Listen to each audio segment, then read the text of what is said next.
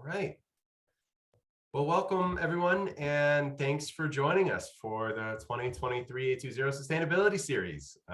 This will be the first of 5 that we have lined up for this year, and we're really excited for what we're putting together for you.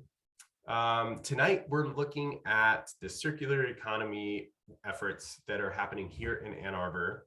And so we've brought together Hannah Loftus from the Office of Sustainability, Jennifer Petoskey, who works in solid waste, and Samuel McMullen, who is with Live Zero Waste. And we're going to hear some really interesting work that they have all been working on really hard. And I know that they work collaboratively on some things. They're also working individually on things. So I'm excited to see what they have to share tonight. I want to say quickly a big shout out and thank you to the Ann Arbor District Library for tag teaming this with us. We are really sorry that tonight couldn't be in person. We didn't expect this this kind of weather when they call for it. I guess you never really know, but this time it happened and here it was. So we decided to keep everybody safe and stick to virtual tonight. And thank you all for joining us. We do look forward to the future sustainability forums to be also hybrid. So you will hopefully have the opportunity, if we don't get inclement weather like we did tonight, to join us at the Ann Arbor District Library downtown location. So thank you to Emily Howard and Matt Dubay for helping get that going.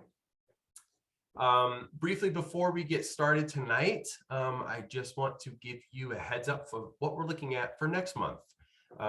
We have a special sustainability series forum next month because it is being hosted by CCL, the Ann Arbor Citizens Climate Lobby. And so thank you to CCL for stepping up and helping to host one of these. So you won't have to look at my mug next month too much, because we'll have them talking about housing and transportation and how policies surrounding those two impact climate change. And so there's also another really great panel series lined up. Please join us. We look forward to seeing you there. Briefly, I'll do just a quick introduction of who's here tonight. So I am Zach Wadsmith. I'm in the Office of Sustainability. I've been hosting these for a couple of years now. This year, I'm excited to be joined by Hannah Peplinski, who will be helping to co-host and moderate some of these as well this year. So thank you, Hannah, for joining. And then I've already mentioned Hannah Loftus and Jennifer Petoskey and Samuel McMullen. So before we launch right into their presentations, I just want to give you a heads up that tonight will be recorded. And so that's just to be shared on CTN and through the Ann Arbor District Library's websites. And then we'll do a Q&A after we get through all of the presentations tonight.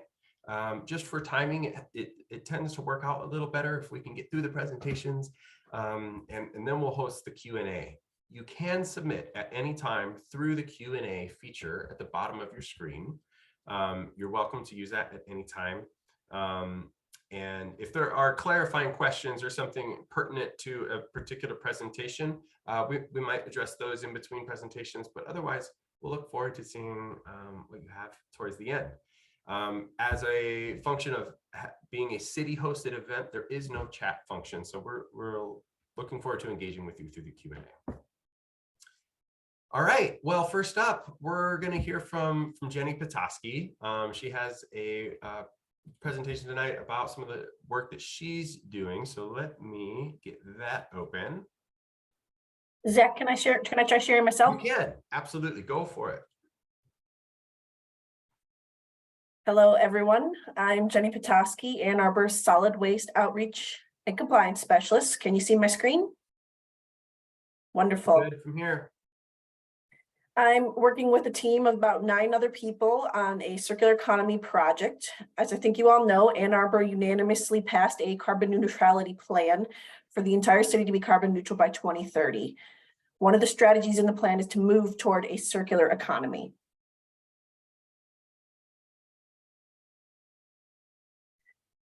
Maybe the circular economy isn't a household word because it addresses parts of our carbon footprint we don't often think about. When people think about reducing their carbon footprint, they typically think about energy like solar panels and electric cars. They don't think about the goods that they buy. That is where the circular economy comes in. 45% of greenhouse gas emissions are from the consumption of products and materials. If we can reduce the consumption of goods, we can reduce greenhouse gas emissions. The circular economy also plays a role in resiliency, which we measure as connections and skills that enable people to thrive as climate change progresses, and equity, which we see as ensuring everyone has access and equal outcomes or the outcomes that they desire. Through our one-on-one engagement, we have discovered that equity and resilience are inherent to and developed by the circular economy. When you think about our current economy, it's this take, make, dispose model. And usually it's done with finite energy, fossil fuels. We want to move to the right side here, which is a circle, reuse, remake, refurbish.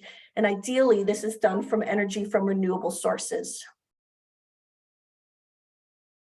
When we think about our resources, we have different ways that we can use our resources. This is a pyramid showing the best ways to use our resources. Up at the top is remove. So did anyone do the strawless campaign? I can't see you, but I'm hoping you're nodding your head or raising your hand, I don't know. If you did the strawless campaign, you've removed the need for the straw from your environment and from yourself. So that's the best thing you could do. This also comes down to just consuming less. Reducing, again, a very simple thing. If you print double-sided, you reduce the amount of paper that you need. Resourcing, this is changing materials or sources. A really easy thing to think of here is moving from fossil fuels to renewable energy. And then reuse, we want to reintroduce it into the same flow. So for instance, I'm getting rid of my son just moved out, so I'm taking his dresser that he had in his bedroom and I'm moving it into my garage to use it in my garage. So that's an idea of reuse. Recycle, we all know what recycle is. There's the idea of upcycling and downcycling. So downcycling is what we do every day when we put stuff in our curbside cart. And we call it downcycling because we've reduced the value of that good. When we upcycle, we are creating more value in the good. So think about taking your jeans and maybe turning them into a purse, like your old jeans. You've created more value out of it. And then we get down to recover and return. This is where our landfilling is. And one of the keys here is redesign. We have to think about this from the very beginning. So if you are an engineer, you create products, or you're an entrepreneur who sells things, it's important to think about resource use up front. Over the last 18 months, we've discovered that the circular economy is vast, and it's grounded by those whose participation is a part of their lives rather than a term.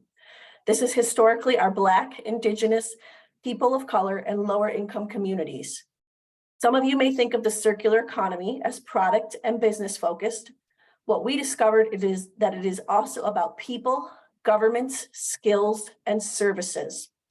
While the linear economy creates emissions by linking consumption to waste, the circular economy reduces consumption-based emissions by keeping consumer goods in circulations.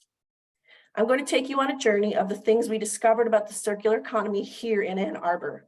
I bet your community has similar resources, but people may not know about them.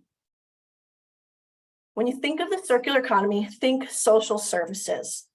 This is kind of an odd thing because we don't think of social services as part of the economy.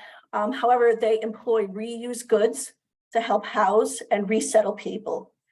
Many times these organizations trade goods amongst themselves, a circular economy in miniature. These organizations build equity and resilience in our communities. When you think about the circular economy, think food redistribution and growing local that build resilience and equity through access to local, healthy food.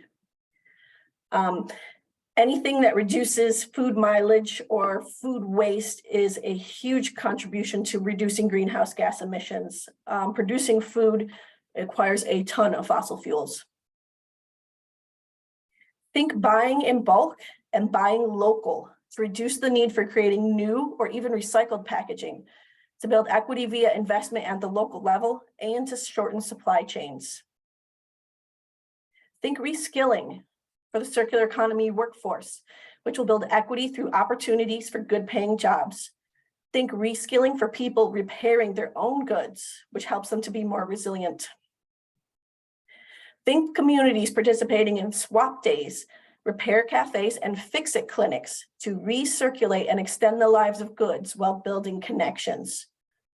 Think hyper-local online communities like Buy Nothing groups. Think innovative reuse. The Ann Arbor Thrift Shop creates an on-ramp to the circular economy by mimicking a more traditional store's displays and layout. Think borrowing. Speaking of the district library, raise your hand if you've borrowed a book at the library recently. I know I can't see you, but go for it anyway. The Ann Arbor District Library has been loaning more than books since 1969. So raise your hand if you've borrowed something besides a book from the local library. They loan games, equipment. They also offer free workspaces and internet access, promoting equity through access to space and internet. They also offer a lot of reskilling resources online. Think innovative recycling. The city's MRF, which is run by Recycle Ann Arbor, is a zero waste MRF. It focuses on the highest and best use of its materials. So this is an example of their highest and best use for glass. They focus on local end markets that are less than 200 miles away and full-time living wage jobs with benefits. They also hire formerly incarcerated citizens and support them with finding housing and transportation while also providing them meals. As you can see on this journey, we discovered a lot about the circular economy and how it recognizes and builds equity and resilience while reducing greenhouse gas emissions. I think you can see as I went through this that there's a lot of benefits to the circular economy. We get better utilization of resources, which is more equitable, creation of less greenhouse gas emissions, new job creation, and many economic opportunities. You heard me mention a lot of these, some tools for becoming more circular: repair shops, reuse stores, consignment shops, libraries, repair cafes, fix-it clinics, online groups like Nextdoor, Facebook Marketplace, Buy Nothing groups, even eBay and Craigslist. iFixit is a resource where you can find manuals on how to repair things yourself. These are some things that the city is currently doing to be more circular. So in parks, grass clippings and leaves are mulched on site. They also share equipment between their golf courses, which is reducing a need for a resource. They use street grindings, the top layer of asphalt from the road, for cart paths. This is an example of resourcing. We also have a reuse area for surplus goods. We offer citywide curbside recycling. We have a drop-off station for hard to recycle materials, and we have a MRF here. And we have citywide residential composting that in July will be extended to commercial entities. So how can we move forward more towards a circular economy? We can do it by looking at our legislation, our policy, and through collaboration. Some legislation that would be meaningful is extended producer responsibility laws. These require that the manufacturer takes care of a good at the end of its life instead of putting that on the citizen or the municipality. Right to repair laws means that you can repair your own things. So for instance, your TV and your phone aren't glued together. Instead, they would be able to be accessed and you would have manuals and access to parts through vendors in order to repair them. Recycled contents performance standards. This is when, for instance, maybe your laptop needs to have 15% recycled materials. Bans and taxes on single-use items. A lot of municipalities are putting this out. Think California, Oregon. Right now, we cannot do this in Michigan because there is a ban on banning single-use food service items. Hopefully, with our new legislature, we'll be able to change that law. And then increasing landfill and incineration fees. Right now, these are some of the lowest fees in the country, which makes it very hard to compete when you're doing reuse, repair, and recycling. Policy, when you talk about policy, you could utilize a sustainable or impact purchasing policies. What you purchase matters. You could utilize a reuse closet. And then we talk about collaboration. That's what we're doing right now in part. There's a Michigan materials marketplace where you can put goods up for sale and you can find goods for sale. These are used goods. We can work with schools to make young people aware of the need. We can complete outreach to businesses, and then we can hold repair cafes and fix-it clinics. Me and the city wrote a paper, I think back in 2020, 2021, about envisioning a circular economy, the journey of one mid-sized Midwestern city. It really talks about what we've done at the city as far as the circular economy and some potential paths moving forward. If you're interested, the link is there. And that is all I have. So thank you. And the crowd goes wild. Thank you, Jane. Thanks.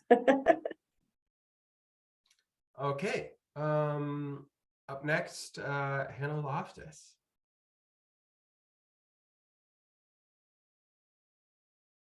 Show us what you got.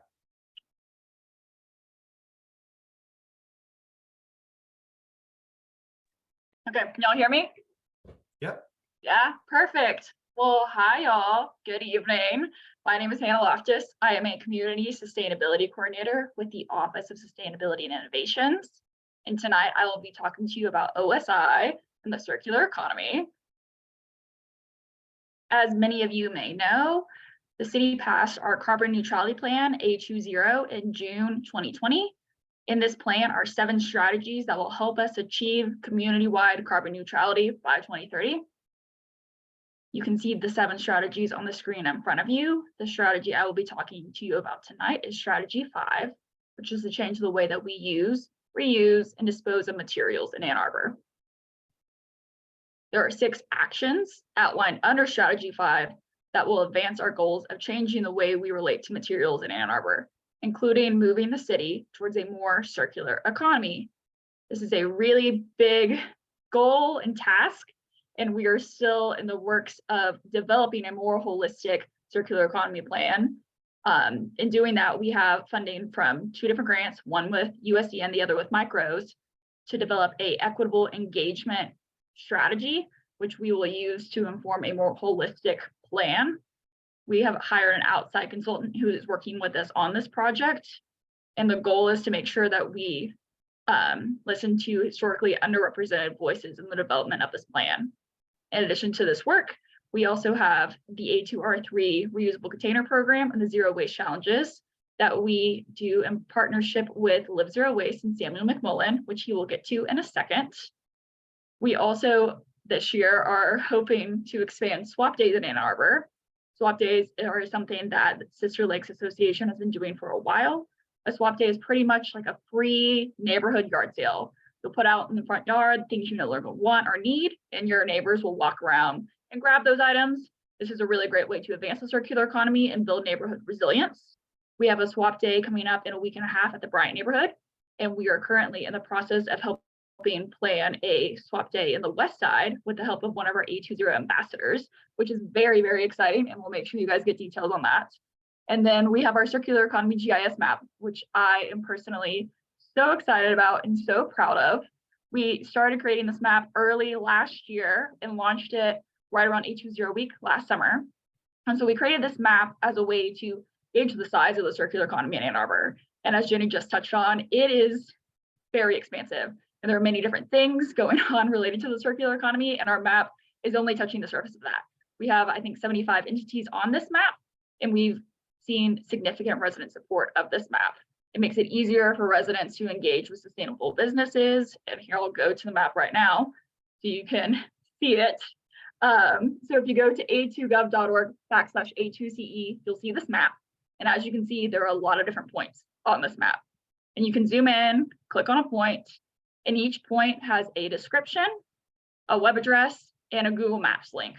So if you are interested, you can read more about what this entity is. You can check out their website, see how they're involved, and then literally map it straight from your phone. You can pull this map up from your cell phone, your computer, whatever device you want. Makes it really easy. Be like, oh, I want to go out to eat at a A2R3 business tonight. And you can pull up your phone. It's like, oh, that's where Zingerman's is. And then you can just direct yourself there. You can also filter by circular economy sector. So here you see I filtered by food and drink. And then just like the other point, there's a description, web address, and then a link to Google Maps.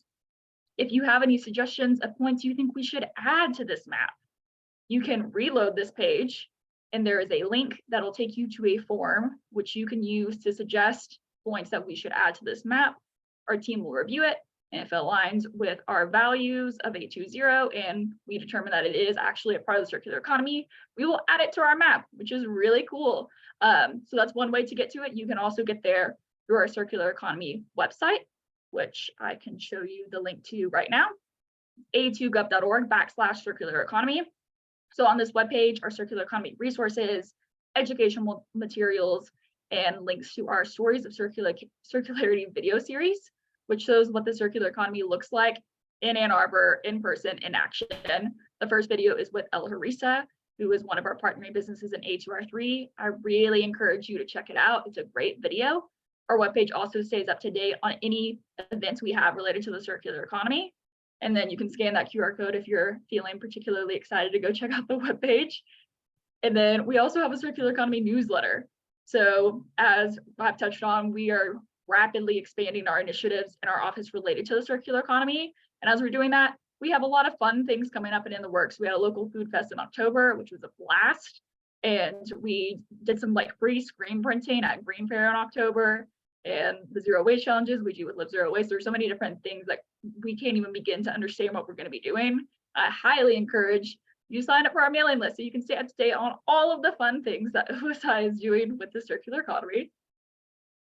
And if you guys have any questions or ideas, please email me. My email address is right there on the screen. And thank you so much.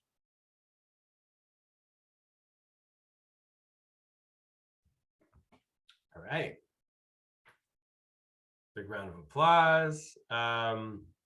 Great. We see a request for some links. I'm going to post at the very end of this a slide that has some links on it for you. Also, a friendly reminder that this will be, or this is recorded, so it will be posted on CTN's sustainability channel. Let's see, there is a hand up. Jacqueline, if this is a quick question, I'll just allow you to talk for just a moment. So there you go. You should have the ability to unmute yourself and ask a question.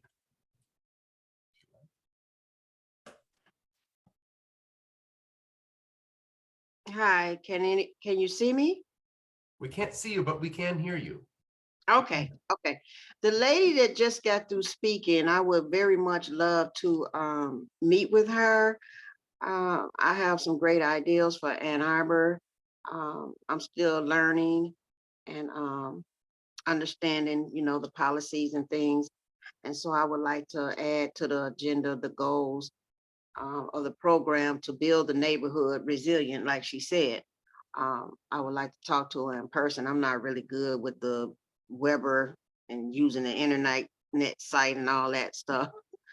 So, but I'm old school. I'm better at, talking in person, eye to eye contact, stuff like that. And so I got part of the email and then I'm at 2, and that's all I got.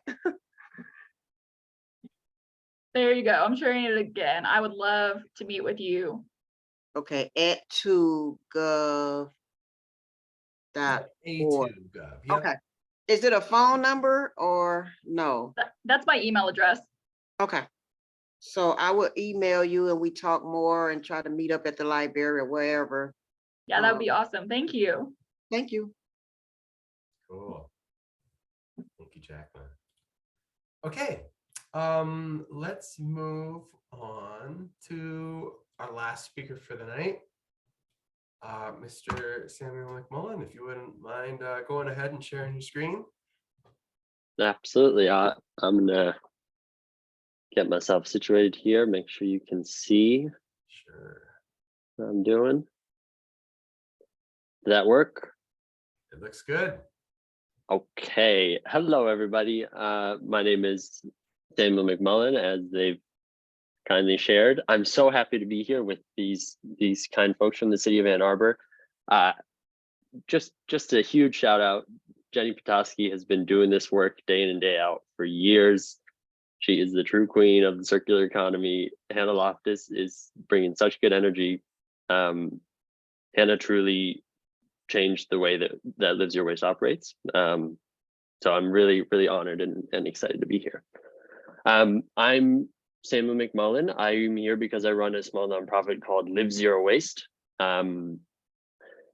which has helped a number of people, a couple thousand people in 35 countries, actually put into practice some of the things that you're learning about here today. So that's my background. I've also been living a zero waste lifestyle for 7 years. So I come from a good amount of experience, and hopefully I'm going to be able to share some of that with you today.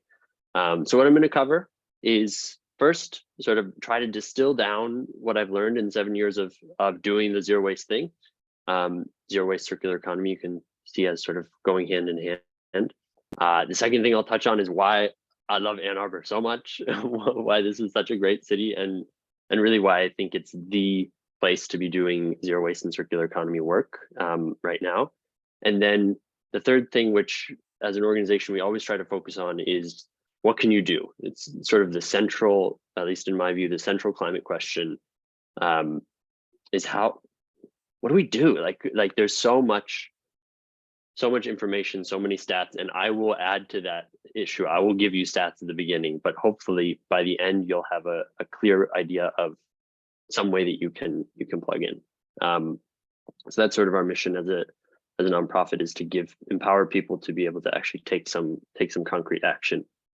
All right, so I'm trying out a new format.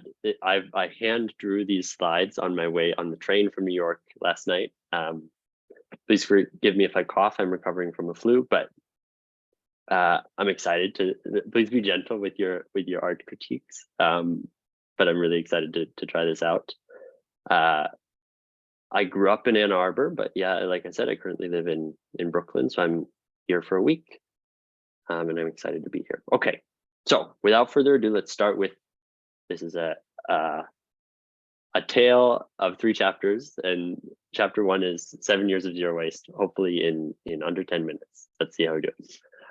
So these are going to be my main takeaways, my mental toolkit, if you will, sort of what I use to go about understanding the world of the climate world and zero waste world, and have really shaped how I've been able to think about zero waste as a tactic, as a climate tactic, and the earth and its resources. And so I hope you get some value out of this first section.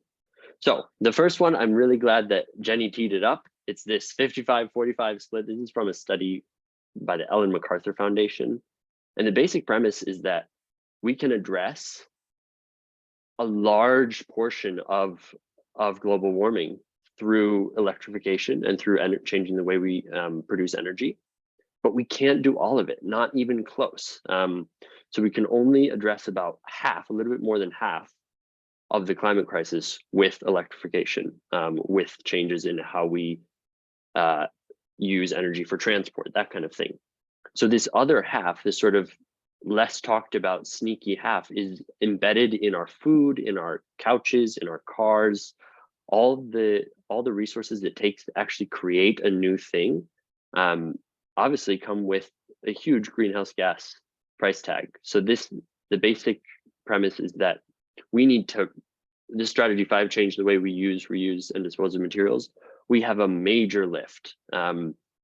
Half of the climate picture, half of the climate discussion needs to be about how do we fundamentally shift the way we use resources, what we extract, what we expect ultimately from the planet.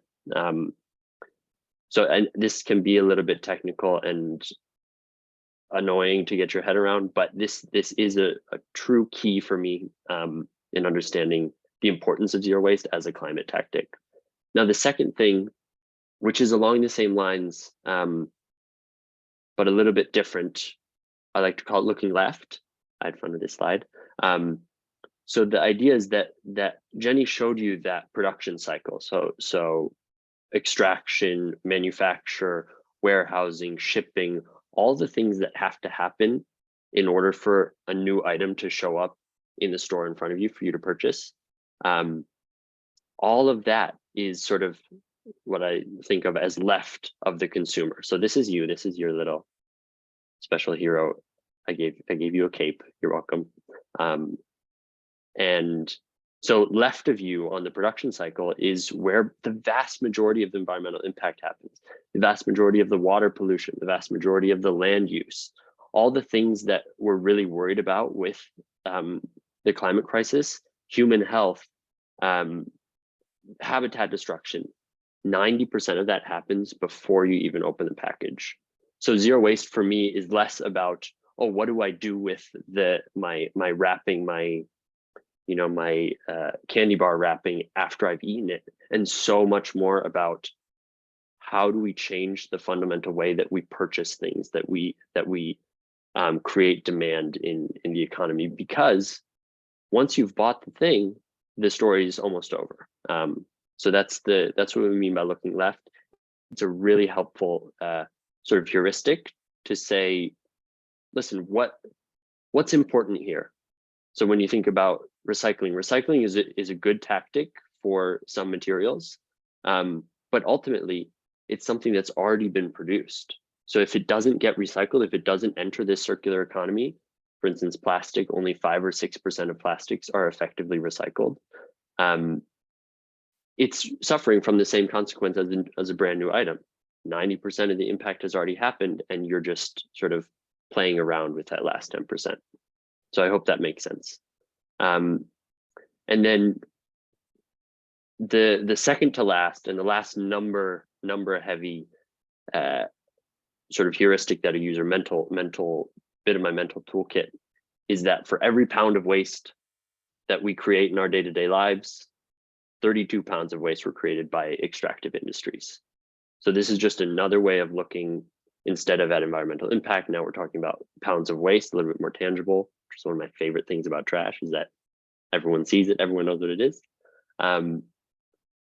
So every pound of waste you create, there's a huge upstream, you're not seeing the full picture, you're seeing just a small fraction of the picture.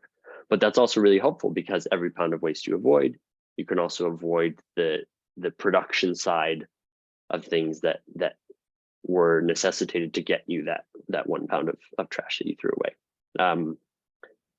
So this is just a really helpful mindset shift. And I have to credit Annie Leonard and the thousands of researchers doing really good work so that I can have a simple slide with, the half a dozen letters on it. Okay, so the last bit of the mental toolkit, the last distilling of 7 years of zero waste for you tonight is action. So much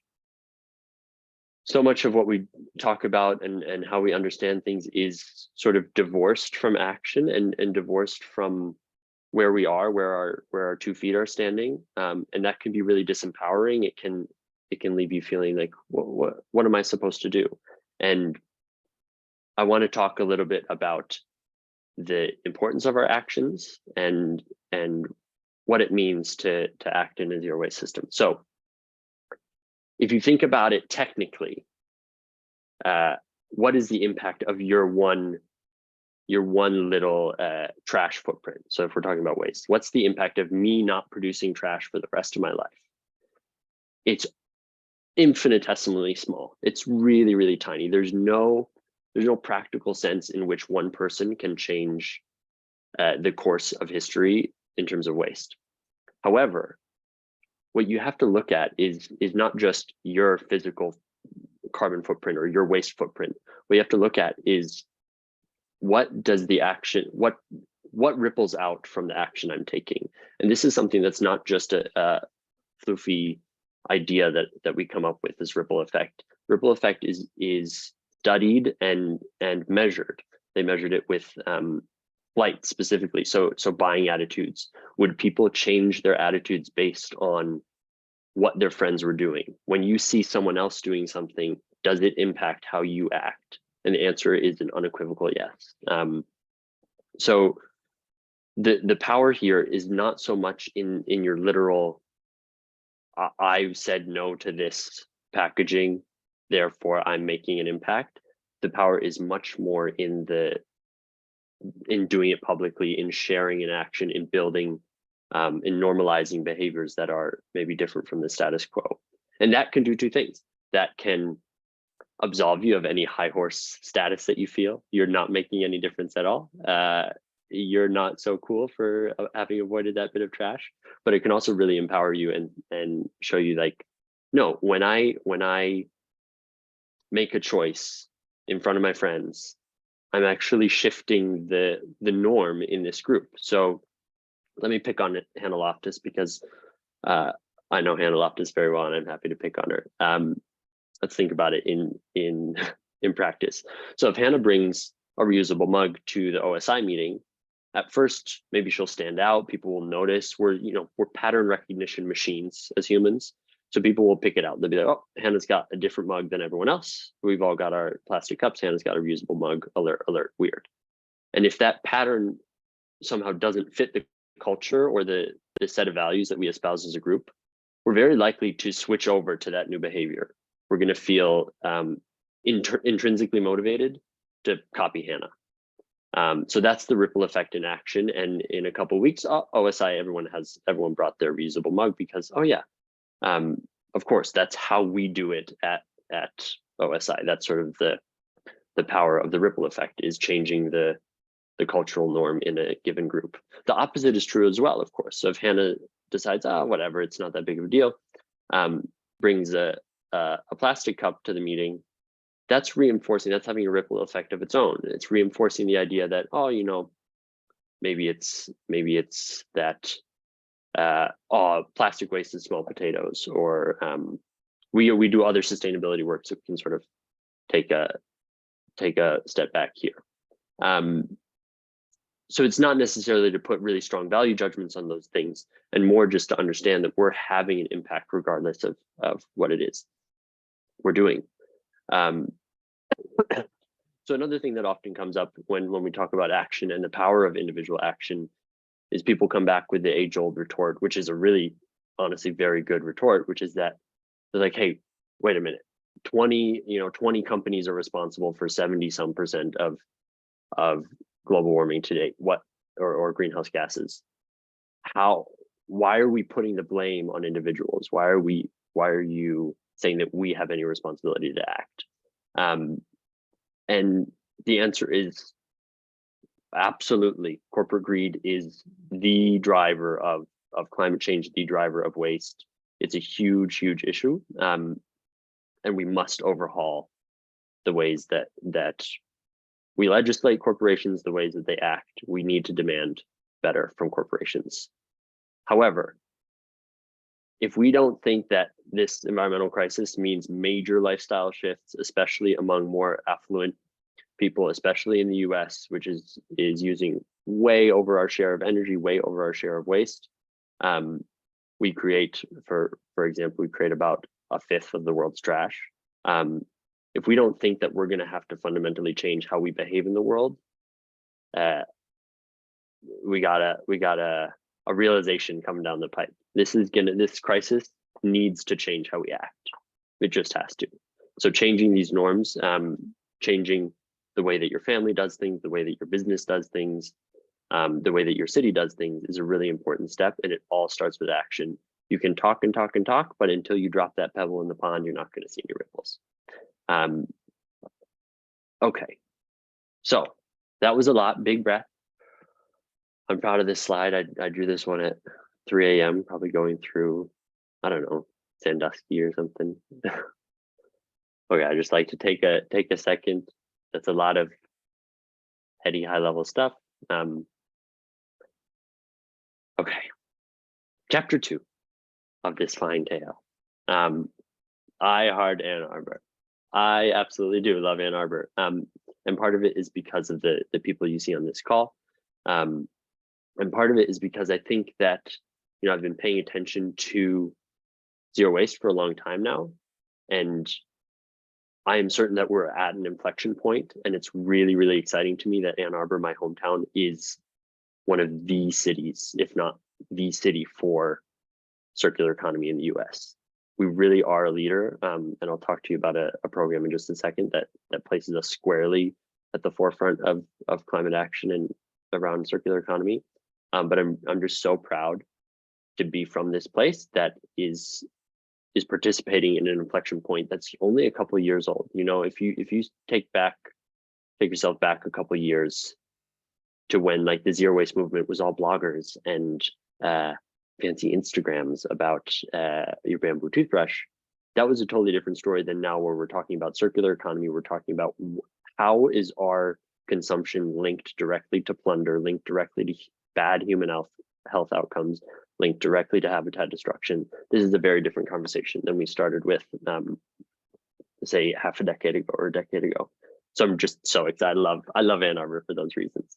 And Ann Arbor, in a number of ways, is actively figuring out ways to cut ties with extractive industries, figuring out ways to extricate ourselves from a relationship with the earth and with other human beings where we decide we just plunder. We just take.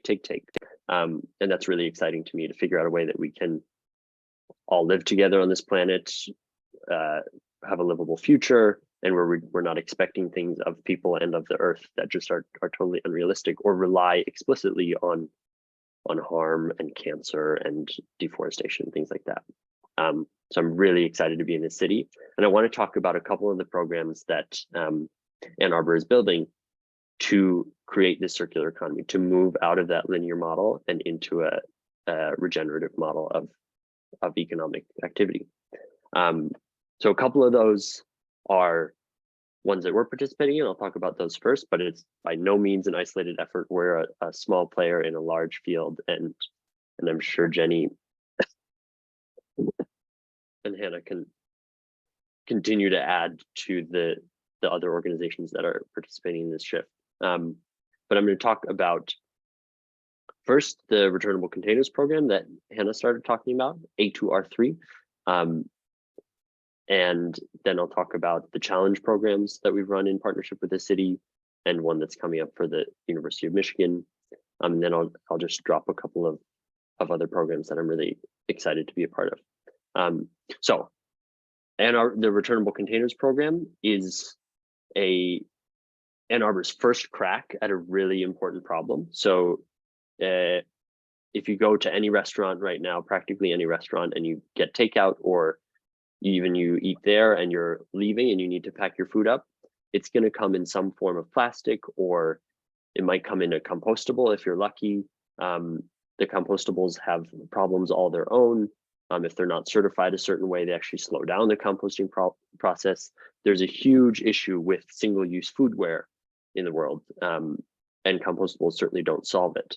So A2R3 set out to create a returnable infrastructure where you could bring home the food or get the takeout and then just rinse the container, bring it back to a restaurant, and they would reuse it, just like you would reuse a plate or silverware at a restaurant to dine in.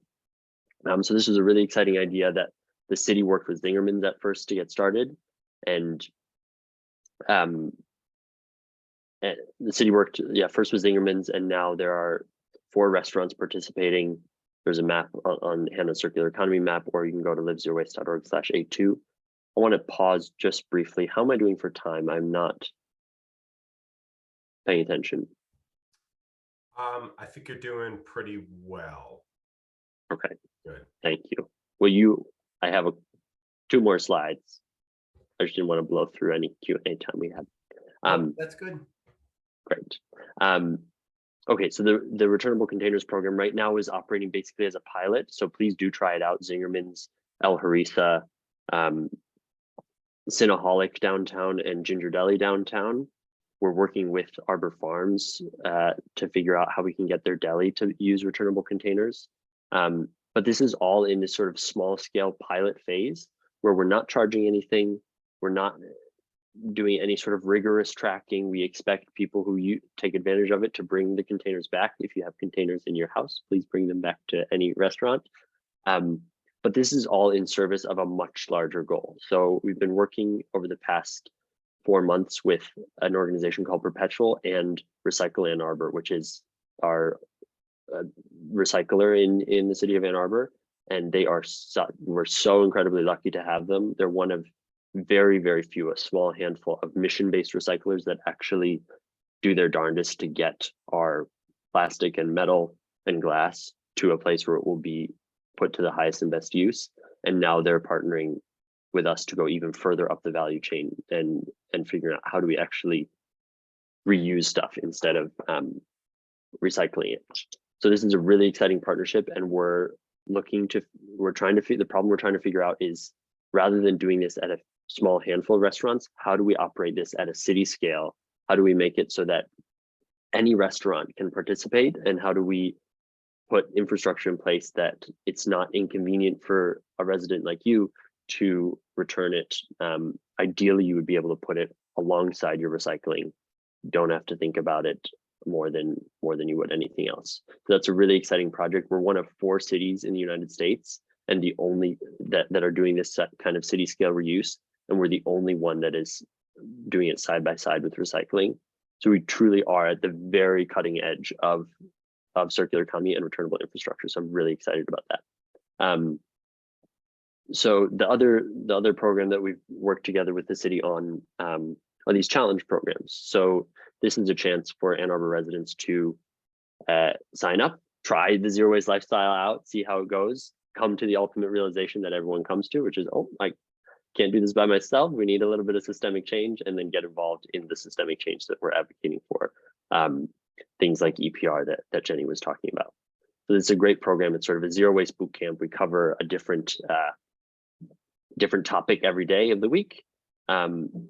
The next one we have planned is specifically for students. So if you're a professor or involved with the university, please do reach out, info@livezerowaste.org or samuel@livezerowaste.org, and we'll get you connected to some outreach materials. So these are really about 1,000 people have gone through these programs in the last year.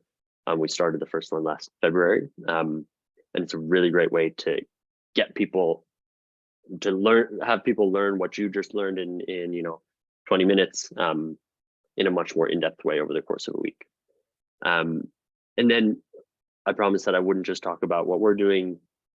There are so many incredible organizations that you can support. If you're interested in repair, you've got MakerWorks, you have All Hands Active, you have Common Cycle doing bicycle repair clinics, and so much more. They're an incredible org. Reuse organizations, the Buy No Things Facebook group, Kiwanis are just incredible for furniture, and they process so much out on the west side there. We have an incredible BYOC Co for refillables by the pound. There is so much going in the circular economy in Ann Arbor right now that you can support today. It's really an exciting time. So speaking of you, chapter 3 of our fine tale, which is 1 slide long, is what can you do? What's up? What are we getting back to? So today you learned something, I hope. And the next step is to do something. So my suggested action, I try to just leave it to one. The one thing that I think you should do after this webinar is to go to livezerowaste.org/30. You can sign up for our January challenge, which will just send you 30 days of tips back to back. They're really short emails, and you can consider that your menu. Pick one thing to change. Don't let that just be the end of the story, but start there. Start with something. Zero Waste Chef, who's a great blogger, once said, we don't need a handful of people doing zero waste perfectly. We need everyone doing it imperfectly. So please don't let perfectionism, don't let the zero in zero waste scare you off. Everyone can find a way to participate in this, and I really truly believe that we're at an inflection point, and that zero waste is going to be taking off, and we need you participating with your perspective, with the people that you know, sharing this out. So I'm really excited. If you are interested in getting a little bit more involved, please reach out. I would love to talk to you about how you can get active. So this Change the World thing is the next step. But for now, stick with the 30 days of tips. I'm on the other end of all those emails, and it'll give you a really good starting place. If you're interested in learning more about Live Zero Waste and our work in Ann Arbor, you can go to livezerowaste.org/A2. There's a map that's a little bit more around consumer sort of individual stuff that you can do, where you can get certain items in the circular economy, and a lot of other guides that'll help you just live a little bit less wasteful of a lifestyle in Ann Arbor. All right, that's my presentation. I'm really glad to have you all, and I'll turn it back over to Zach. Awesome, thank you so much, Sam. And I gotta say, I really enjoyed those hand-drawn slides. You're quite the artist. I'm very impressed. And it's a fun change of pace. You know, we've all seen slides. We know what slides look like. That's great. Great. Well, thank you to all of our panelists for your great presentations. We have a couple of questions that have come in. Very briefly, I just want to mention that there have been a lot of links for more information mentioned tonight. I have on the Office of Sustainability's events page put all of those links. So in the Q&A is a link to our events page. I will also display a link to it very briefly here. I'll share that in a moment. And then you can visit it's a2gov.org/sustainability/events. And with all of the links I have compiled there. So I'll display that in a moment, but in the meantime, I'd like to get to a few questions. So feel free to submit your questions either using the Q&A, or you can raise your hand if you'd like to ask it in person using your voice. So one question was during Jenny's presentation, you mentioned a repair closet. So someone's asking what that is, and if you could talk a little bit more about that, please. I'm not sure what you mean by repair closet. I mentioned a repair cafe. Well, I'm gonna guess it's that.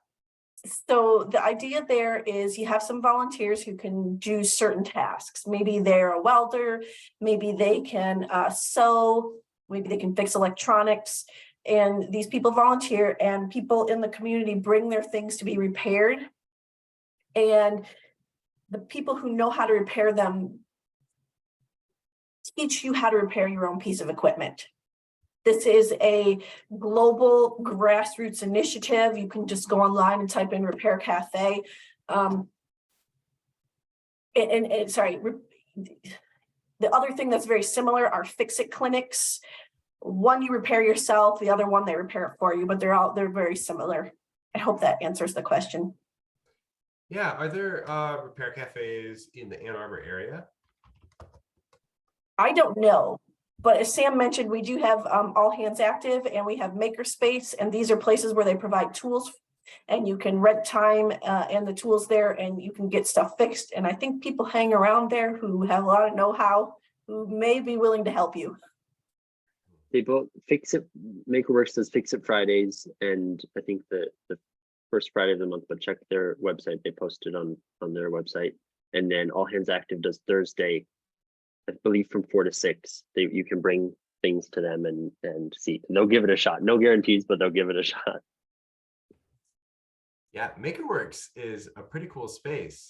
I was there for the first time just a couple of weeks ago, just checking it out, and they have almost any tool imaginable under the sun, particularly those that most of us cannot afford and or do not have the space to host in our own homes or garages. They had laser cutters and these huge sewing machines and all sorts of wood saws and welding equipment. I was so impressed, and that's cool. I did not know that they do. I'm sorry, you said repair clinics or which Fix It one? Fridays, they call Fix it. It Fridays. Fix It Fridays. Very cool. Great. Well, thanks for that additional information on that, Jenny. We got a question that came in during Sam's presentation. This is an interesting question that I think, in my own words, is kind of getting to this dichotomous problem of consumption and economy. And so this question is asking, how can we balance these two? You know, buying more at the end of the day creates more jobs. So how do we envision buying less while still supporting this sort of obligation to uphold the economy? Yeah, so I'm sure Jenny will jump in as well. There are so many jobs in the circular economy. It's actually it's a falsehood that we will drain the economy dry by not buying cheap globally produced products. We will actually just localize the supply chains. There's an argument that zero waste or circular economy will limit growth to some extent. I think it's desperately needed. The kind of growth that it will limit is firmly planted in extraction, in the destruction of the only place that we have to live. And so I understand that this is an existential question. This is, especially for developing countries, this is something that is a huge threat and needs to be solved for, but we cannot afford not to solve for it. Business as usual is killing people, it's killing the planet, and we just don't have time to mess around. I want to speak to this as well. So when you think about your goods and how long they last, somebody has to repair them. So generally that's somebody you're going to pay. A circular economy that's already really well embedded is cars. Think about people who repair cars and do oil changes. So you also need people to maintain your stuff. As we move from a linear economy to a circular economy, you're right, next steps are further than circular economy. How do we move to less consumption? How do we move to a world where we don't base it on GDP, gross domestic product?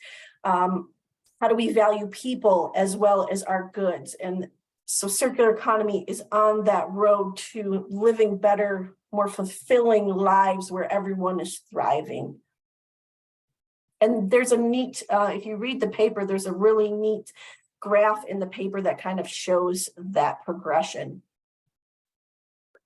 Let me just, Jenny, I love you.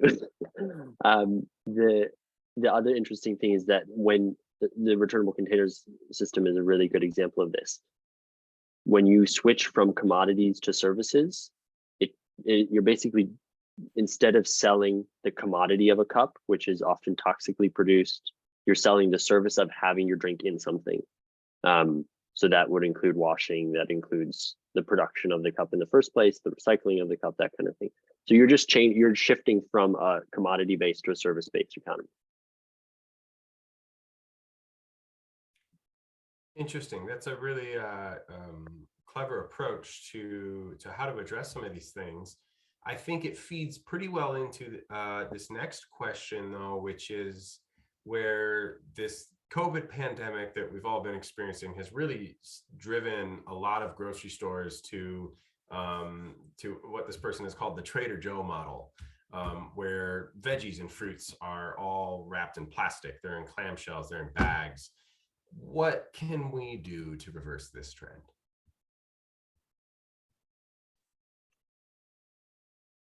For anyone who wants to. Can I take it? Go for it, yeah. I want to start. So we interviewed El Harissa. They are participating in the A2R3 returnable container pilot. And they said, this needs to be a consumer-driven initiative. So if you have a favorite restaurant, ask them to participate. He said it shouldn't be on the shoulders of these small businesses. It should be on the consumer. I think El Harissa and Trader Joe's do have fundamental differences, and it's food is really tough because the access to food is varies so much by income. So I would say if Trader Joe's, at least for me in New York, is the cheapest option or among the cheapest options that I have. And a lot of my friends will shop there. And if that's your economic position and you don't have a choice, don't beat yourself up for that. But you can absolutely tweet at them, make it embarrassing that they are doing what they're doing. Trader Joe's has often, their response is always, we're working on back of house waste. Turns out that like we waste less food by packaging it up this way. What they're ignoring, of course, is Cancer Alley in Louisiana, and that plastic production is extraordinarily harmful, and we don't have anything to do with plastic after it's made. So I would say, don't, hold yourself accountable to the extent that it makes sense to.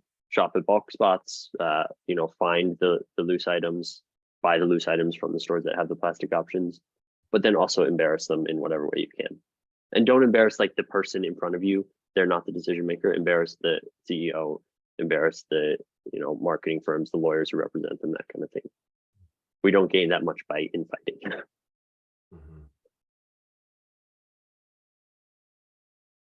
Yeah, that's an interesting and ongoing problem, and is prevalent seemingly everywhere. And we're starting to see some cities banning the use of plastic bags or single-use plastics. Sometimes even down to the granularity of a single grocery store will charge you extra money for bags. And that's great to see. I do agree, Jenny. I am interested to see what this new Michigan legislature brings forward in terms of a ban on the ban on the ban. The three bans there. So you mentioned some restaurants. Another question was submitted about how food fits into circular economy, food waste in particular.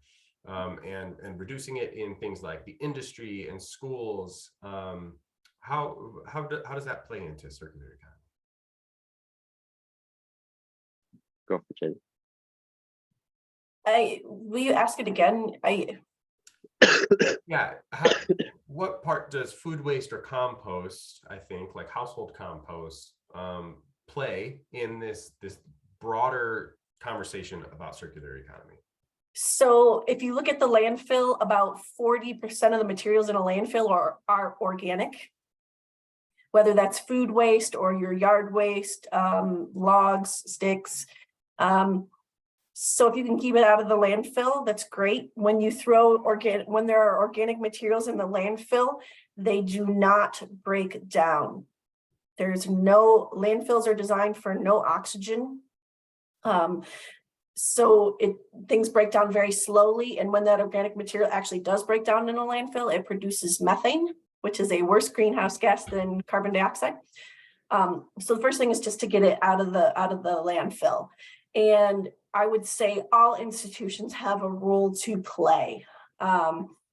We're at the point where we need everybody, all hands on deck, right? So we need our institutions, we need our individuals, we need our governments, and we need our businesses and our nonprofits to be participating. In the city of Ann Arbor specifically, if you live in a single family home, you can get a compost cart. This goes to our compost facility, where it'll be turned back into mulch and compost that people can put in their yards or their gardens. If you live in a multifamily home, you can call customer service and request that. The city is going to be offering this to commercial entities starting in July 2023. I'm not sure how schools fit in there, but they fit somewhere. I hope that helps answer the question. Yeah, mentioning that 90% of landfill waste is composed of compostable material is, I'm sorry, what did you say? 40%, about 40%. Still a huge number. We had last year one of the forums was focused on specifically the circular economy of soil and how important it is to compost and what role that plays in water quality, and so many broader things. I'll drop a link to that in response to that question in the Q&A. And I have, by the way, learned, thank you, Mr. Ken, for submitting this, that I can make these links clickable in the Q&A. So in my responses, I'm doing my best to make sure that they are all clickable. So if you have missed some links, I'm hoping that you can find them there. Yeah, go Let me ahead. just Sandy, say, that just one. to pull back the curtain on that 45% in the 45-55 split, about half of that is agriculture, land use, has to do with how we produce food and how we tend the land. So it's a huge portion. And like Zach is alluding to, the upside of compost is also huge in terms of sequestering carbon, in terms of being put to beneficial use, in terms of sort of healing our agricultural system. So it's massive. Food is a huge lever. We always say, if there's one thing you take away from the challenge, figure out get your food out of the landfill. Yeah, so for those of you who don't know, when we produce food at scale, at a large scale, you've got the machines that run on fossil fuels. You've got the fertilizer, which are made by the energy produced by fossil fuels. You've actually got some of those fertilizers that actually produce carbon dioxide just in their production, not even the energy they use, but just in their production. Then you've got all the transportation, you've got all the refrigeration. There's a massive, just like Sam was saying, 90% of the energy and materials comes at the beginning. Food is a very, very good example of that. It is a very fossil fuel intensive process to get food to your table. So if you can figure out ways to recreate less food waste, that's a big deal. US is particular. We waste about 40% of our food goes uneaten. Yeah, I don't know what the percentage though is at the personal scale, right? Like at the individual scale. I think it's a decent amount. And you're making that distinction, Jenny, because it can be different at the commercial scale, like restaurant food waste versus home dining table food waste. There's different ratios there. Yeah, so you can waste it in the farm field, right? You can waste it at the grocery, you can waste it in transportation, you can waste it at the grocer, retailer, restaurant, and individually. Yeah. Great. So speaking of food waste, and Jenny, you had mentioned a moment ago, Jenny and Sam, you both mentioned how people can contact the businesses and put pressure on them from the consumer side. If somebody's favorite restaurant wants to join the returnable container program, A2R3, who should they contact?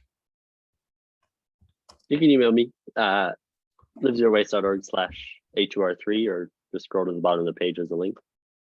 There's a form for businesses to fill out and say they're interested. That's a great question. And the A2R3 stands for Ann Arbor A2, and then reduce, reuse, return. There it is, reduce, reuse, return. All right, thanks.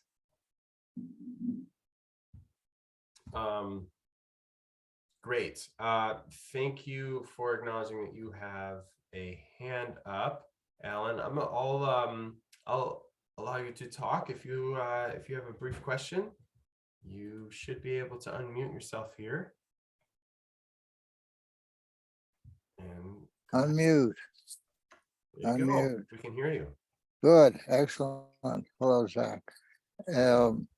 Very interesting presentations, particularly coming around to a regenerative economy going around in a circle.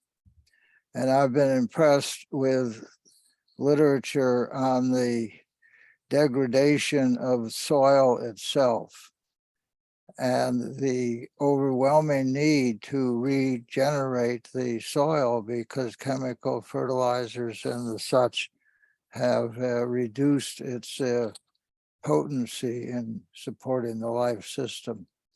And so I wonder, why do we not hear, or how do we hear better, the virtue of composting toilets, producing good fertilizer and compost out of human waste, as is done in, from what I understand, in Milwaukee, Milorganite, and also what I just heard, the capacity to compost human bodies.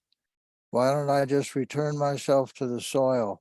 It's cheaper and very efficient, and developing as a new way to go, so to speak.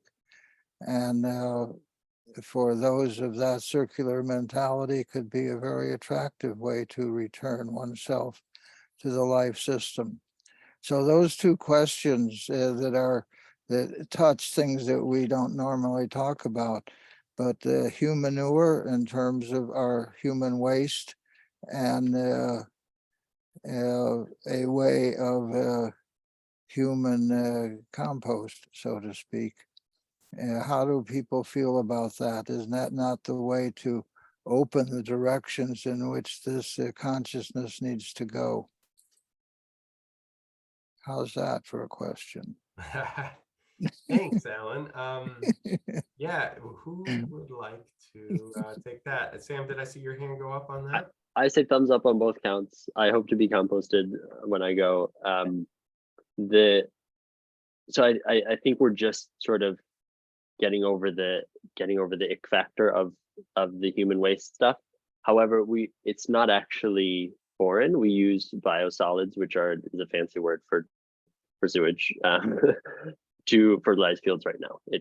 It's not maybe happening in the most regenerative way, but it is happening. If we're getting into potty talk, I love this new concept of p-cycling, which a dear zero waste friend of mine sent, which is using, instead of flushing urine with water, flushing a nitrogen rich resource with a scarce resource, collecting urine. I think they're doing it in like 200 families in Vermont are doing it or something, and it's a really effective way to create fertilizer that you can use almost immediately with very little processing. We might be on the cutting edge of that one in terms of acceptability, but I would love to see that get some scale.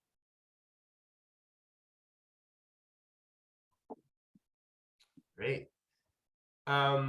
Shifting gears just slightly, some of you might have at some point come across a really fun game that Jenny has with different buckets and different items. And it's a game where you get to select which items go in which buckets.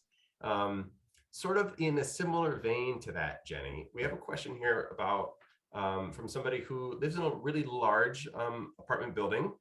And they say that there are some dumpsters downstairs. Some are labeled recycling, but that they have noticed that the contents of either the recycling or trash dumpsters sometimes seem really similar to each other, and they seem to be about the same.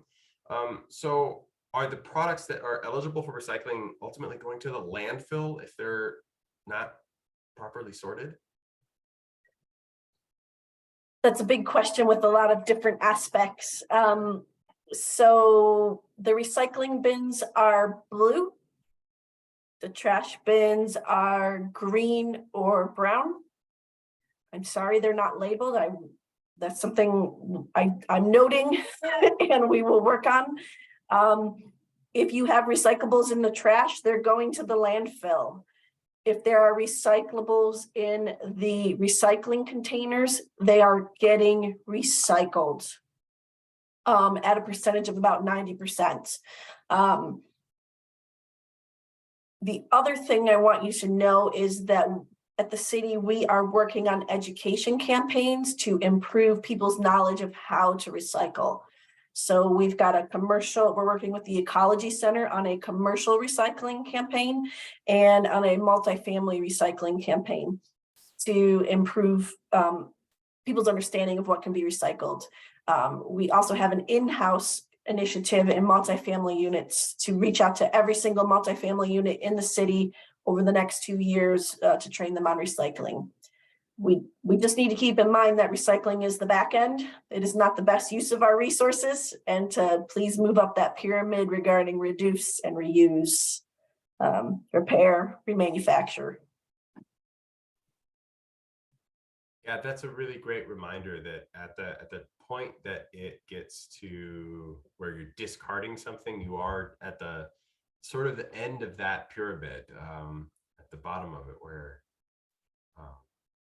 your choices are diminished at that point. So yeah, you want to try to reduce, and everything else ahead of that. So thanks for that reminder.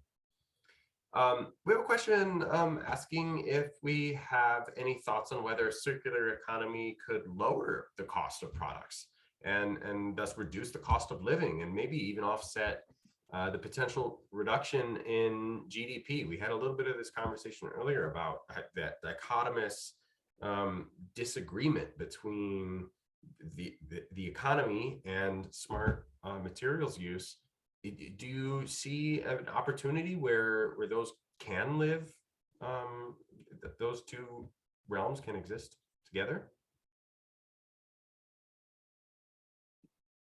Pam, you want to take that? I thought you said Hannah. I do have a thought, and then I'll let you talk, Samuel. I do see a world in which it can be cheaper. When you think about like remanufacturing, if you're taking, say, textile waste or whatever and repurposing it into a new product, instead of having to have the labor and energy to originally extract that cotton or whatever, you're using it to turn it into a new like clothing item, say. You got rid of all of the energy that was originally involved in like getting that fabric to that point. And so there is potential to reduce some cost if you're repurposing, remanufacturing existing materials. Samuel, what do you have to say? Yeah, I have two thoughts. One is anecdotal, from a zero waste lifestyle perspective. It is so much cheaper to buy used. A lot of people have been using this tactic not because they wanted to participate in a fad, but because it's just cheaper. A lot of the aspects of circular economy make a ton of sense and save a lot of money. So I think yes on the first count. And then Citizens Climate Lobby is hosting something soon. They will say, and it's a really good point, that the current cost of things is far too low. We're not paying for the full cost. We're not paying people proper wages almost anywhere.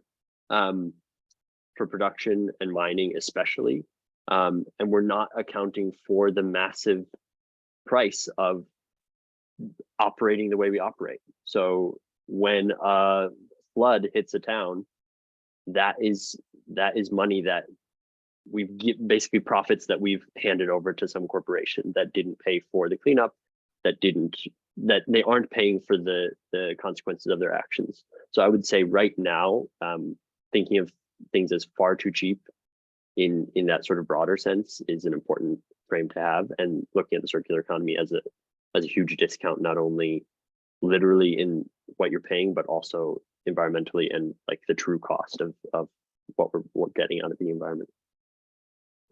I want to build on that by saying, when we value our goods by being willing to pay more for them, we are valuing people. We are saying that the people who produce these goods are worth, having a living wage. Really great points. Really great points. Thank you everyone who have been submitting questions. I've got a couple more in right now. And I also see somebody with a hand up. We can jump to you really quick. Let's see here. All right. Chen, I believe you have the ability I to have speak. my hand up. There you go. Go for it. Yeah, can you hear me? Yeah.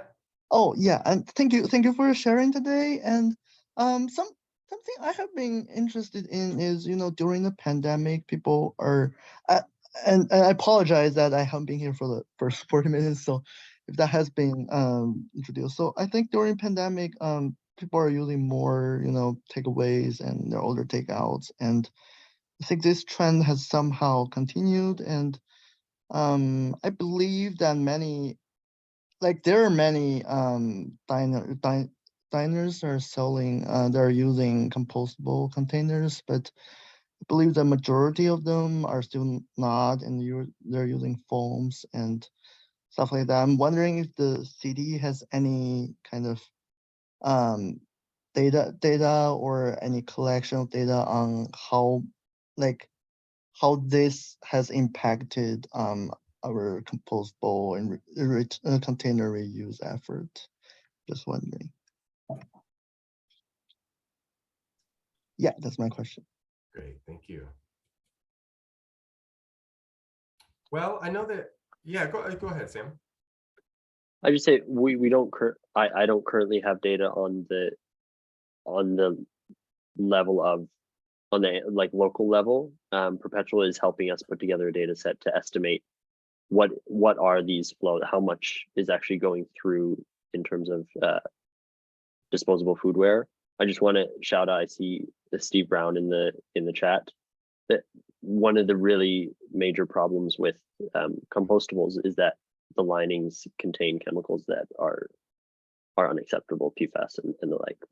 So not all, but some. It's something to watch out for. And he's always carrying the flag of make sure our compost isn't toxic, because we found an exciting compostable container that we wanted to be our savior. But no data, sorry, not yet. In contamination in the compost stream is a big deal. When you think about the purpose of compost, it's to put nutrients back into the land to make them available for plants and for people. And when we're putting like single-use plastics, there's not a lot of nutrients in there. There might be some carbon, which is good, but there's nothing else valuable in there. They just, and it's hard to tell the actually compostables from the fake compostables. They just create a mess. You're better off just going straight up reusable. Hannah, there's a question here about what sort of collaboration is happening between the Office of Sustainability and Ann Arbor Public Schools to reduce food waste. Do you know about what sort of initiatives or efforts have been made in that front? I know who does. Samuel McMullen. Oh, well, how about that? Yeah, the school district just passed a sustainability plan that includes setting up composting pilots. There's a group of parents and concerned citizens that have done a lot of work at, for instance, Wines, doing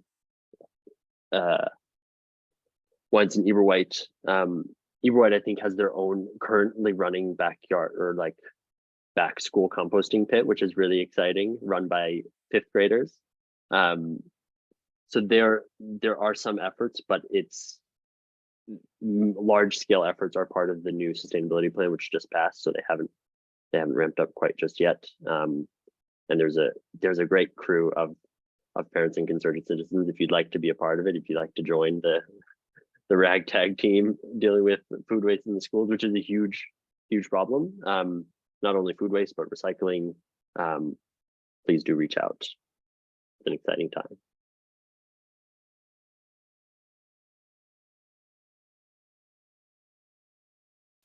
Great. Well, we're getting towards the end of the questions that have been submitted here.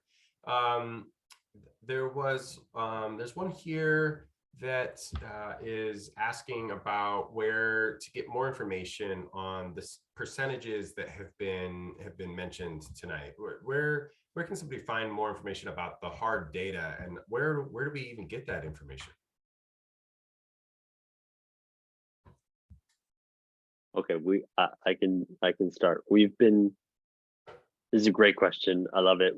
In the past year, we've been compiling what we're calling our unfun facts database. It's not public, but email me. I will send you a link to it. The facts that I've used will be in there, and hopefully, if I've done any good research, the facts that Jenny used will also be in there. So that's what I can say for our end of things. The data landscape is crazy. There's so many ways to slice and dice it.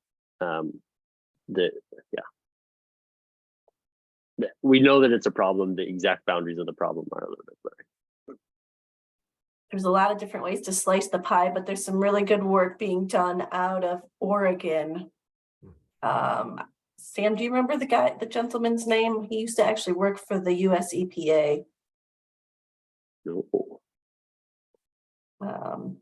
I'll have to find it and share it. I don't have it at my fingertips. Great.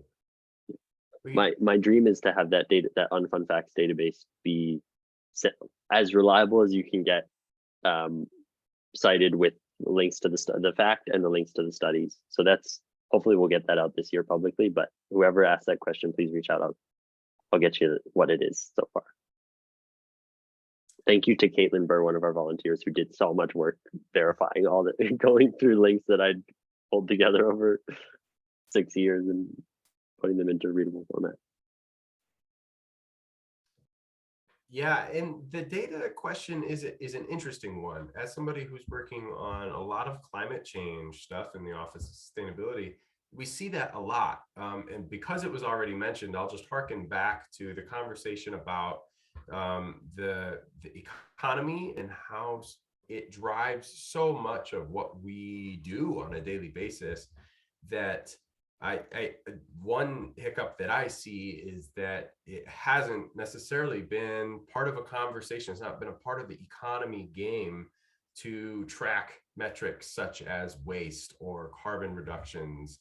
And so that's a new and emerging field, and it's growing vastly every day, the amount of information that is available. But it's still something that's growing. I mean, we haven't collected these stats, generally speaking, for much of history. So it's a very valid question.